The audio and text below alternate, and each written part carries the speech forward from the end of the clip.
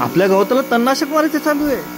नक्की कोणतं, कशासाठी आणि कसं मारायचंय, चला जाणून घेऊया कृषीदूत केतन सोबत. आता तणनाशक मध्ये वापरणारे आपण क्राबीचं सिलेक्टिव्ह पोस्ट इमर्जन्स हर्बिसाइड, जे की आपल्याला 100 ml प्रति 16 लिटर पंपासाठी वापरायचं आहे.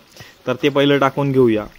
त्याच्यानंतर आपल्याला यूज करायचंय पैगम 71, जे की ना सिस्टमिक हर्बिसाइड आहे. हे शेव्यांसारखंच असतं पण ते खायचे नाहीयेत. तर तो पूर्ण पाऊच आपल्याला आहे ना एका पंपासाठी यूज करायचा आहे.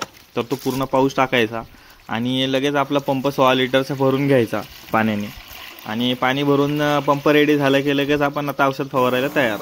आता जे तणनाशकाची आपण फवारणी करतोय ना, ही सगळी आपल्याला बांधाला आणि पाटाला करायची आहे. की जे पावसामुळे आता जे तण उगून आलेले आहे तर ते तण अननेसेसरी आहे. त्याच्यामुळे सगळं राडा होऊ नये म्हणून आपण ते सगळं तणनाशक फवारतोय. कारण ते जर तण उगून आलं आणि ते गवत जास्त मोठं झालं ना तर त्याच्यामुळे बराच पसारा होतो. आणि तो सगळा पसारा झाल्यामुळे होतं काय की आपल्याला बांधानी येणे जाण्यासाठी, पाटामधून आपल्याला पाणी घेऊन जाण्यासाठी ते त्रासदायक ठरतं.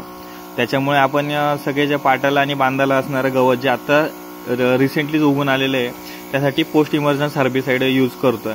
त्याची फवारा घेतोय की ते उगून आलेलं सगळं तण मरून जावं.